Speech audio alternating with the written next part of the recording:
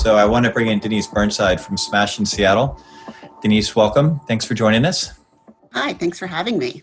Yeah, so Seattle, I mean, it's interesting because I think at Smash, you've got some commonalities, you've got some differences in terms of what is happening in New Orleans. Why don't you talk a little bit about what Smash does? And really, again, the starting point that I always like is let's just pretend COVID didn't exist. Let's just say, what were you doing? What were you planning on doing? Kind of what is your vision and your role, more broadly?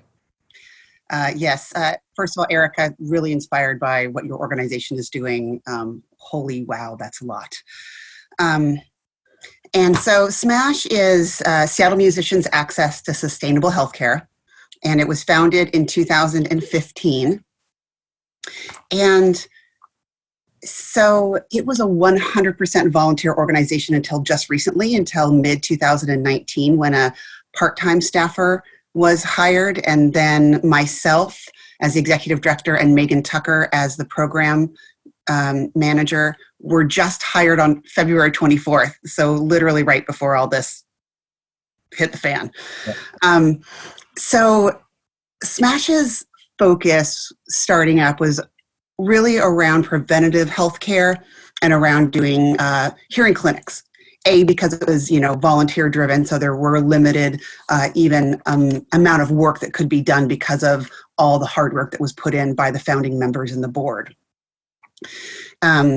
So with Seattle, as we're not unlike other cities, but our economy and our cost of living is really, really high. It got expensive really quick.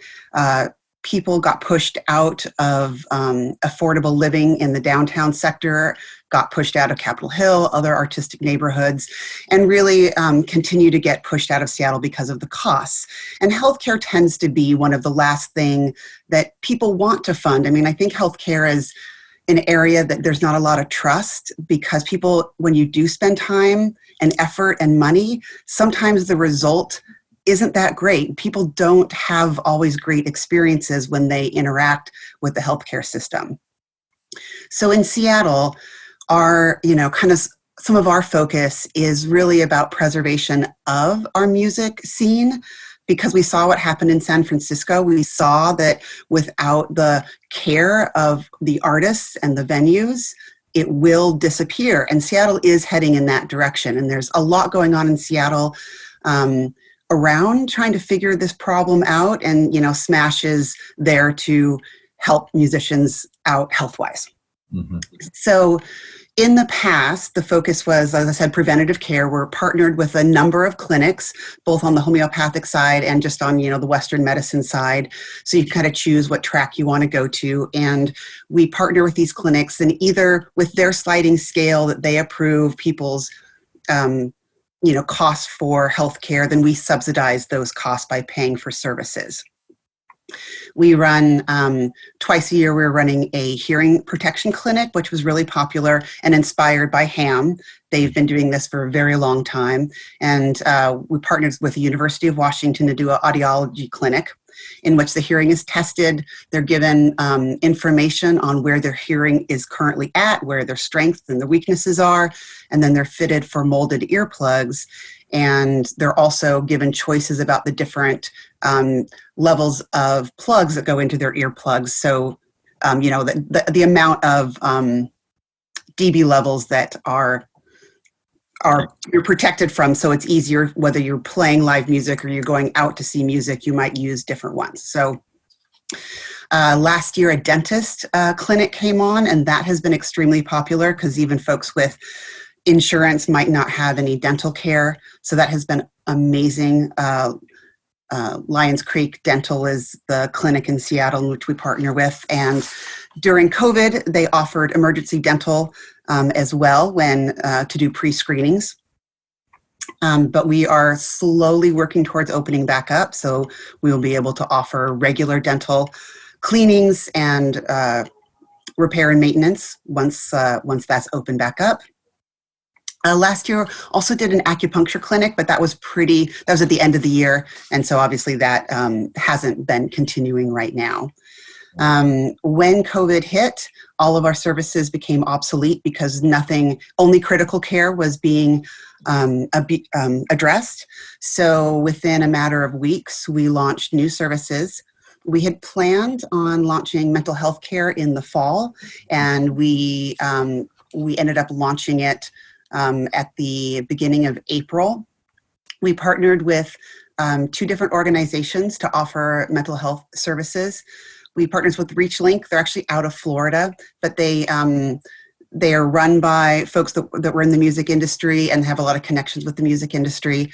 And they can do, we're funding a minimum of 8 virtual 45-minute sessions with a therapist through them. And we also partnered with Tour Support, which is a great organization, and it's national, who serves both musicians and touring professionals. But they were offering 1-month subscription to BetterHelp, and they offered to extend those services to our members. So we've been enrolling folks through Tour Support for subscription to BetterHelp, which has been fantastic. Yes. So, yeah, question? No, a billion questions, but no, I mean, that's just, and I know from our colleagues in the Seattle region and King County, I mean, just how much they value and appreciate what the organization's been doing, both locally and then being a national connector and trying to feed in with other organizations. So it's again, the cohort model is something that we're really a big believer in terms of not everybody reinventing the wheel, but trying to build off of each other's successes and challenges, while valuing and celebrating the fact that everybody has different community needs and different dynamics. So it's a tricky, kind of a tricky thing to navigate. So as we think about reopening, I mean, again, Seattle is, the whole REVS project really started, with Kate Becker in Seattle and King County and Dow, and just the whole notion again of trying to really engage it with the public health community in terms of what are the mechanics of this and how are we going to do it in a way that feels right and safe for musicians, for venue workers, for audiences, and how do we communicate that? And what is your perspective? I mean, I think, again, not to simplify what is a much more complicated scenario, but it feels like many communities are maybe dealing with more pressure in terms of the locality and the state maybe not being on the same page, maybe a sense of premature opening, maybe pressure to kind of get things going before we have the science. King County has a reputation of giving the public health leadership team, really control over some of the staging. Has that made a difference, do you think, in terms of how the Seattle music community is kind of thinking about reopening, in terms of having a sense that science might be dictating this more than politics? Or is that I mean, we definitely, I think a lot of people feel that, both Dow Constantine with Kate Becker and her amazing work, and Jay Inslee as our governor, letting science dictate more than politics. We definitely have had political upheavals about when we should be open and what should be open. But right now, King County our numbers aren't low enough to qualify to go into the second phase. So I'm also a co-owner of the Clock Out Lounge, which is a smaller local music venue. We mainly do local music, plus we do drag shows and comedy, karaoke, etc. Great little venue. But so kind of in the thick of figuring out all that reopening. We're also a restaurant bar, so we're allowed to open in phase 2. And, it's, we've got a great team, and everyone's being really thoughtful about how to keep people safe, because the last thing that we want is to do the thing where, connection to community, connection to each other is what we're all about.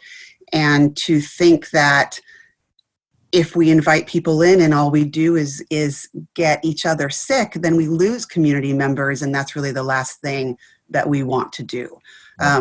So, and obviously, SMASH would be there to help anyone that did get sick, but that's SMASH obviously is there because we want people to be healthy. So everything that we think about constantly is the preventative health and how to keep people healthy. So then when they are sick or suffering from anxiety or depression, that we're there for them. Yeah. And I've got one kind of last question, and it's maybe not a fair question, so you can just punt if you don't like it, or you can just say whatever you want to say. But I mean, I think For a lot of us, this is a moment where we obviously are hyper-focused on the immediate pragmatic realities of what we're dealing with and what we have control over and where we need to engage. But we also are trying to be visionary and say, what does success look like? What does it look like? And if somehow our community comes together, and if there's significant change in this country, again, not political change per se, but if things are very different from a standpoint of an organization like SMASH, like what does it mean for SMASH not to be necessary anymore? Or what would be a version of SMASH where everything else, some of the crisis things you're dealing with don't have to be, are dealt with through other structures? I mean, do you have a sense of what that could look like? Well, I think the first thing that I would go back to, kind of when you had the opening statements, you spoke about how difficult our healthcare system is, yep, and even being able to navigate it. And Erica brought up that a lot of folks don't even know what they qualify for. So what I see for the future of SMASH is adding on a social worker for the navigation purposes of it. So SMASH itself can be an organization that both connects people to healthcare that they qualify for to help fund the difference between what they qualify for and what the payments would be for them, so they can actually feel like they can go to the doctor on a repeated basis and get the healthcare that they need, and find what they need. I personally have had really bad experiences with the healthcare system, and being in the music industry for, 20, 30 years, I'm old.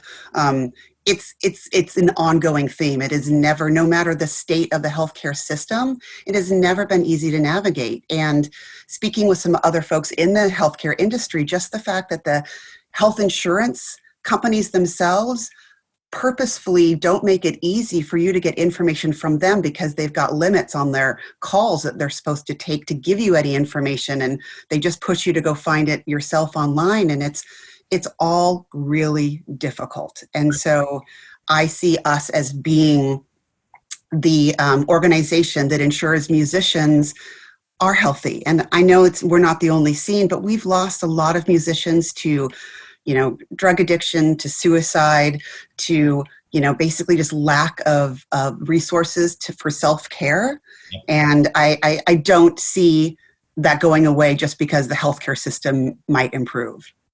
Well, Denise, thank you so much for your work and your work of your colleagues at SMASH. And again, Alex put the link to the website and also to the Clock Out Lounge, which I want to come visit next time I get to come to Seattle. I look forward to that. So you guys are doing amazing work. And again, on the structural piece, I want to give a shout out. Peter Grant was able to join us, and we're running short on time. So Peter, we're not going to be able to actually bring you in via video, but to reiterate what we said earlier, the ability to convene the local organizations to then have the national power to inform the federal policy debate is so critical. And you need to have the boots on the ground who are dealing with individuals who then can really understand what the dynamics are that need to be fixed and what's not working. And it's really so important, again, to do that hyper local, but then also the broader cohort.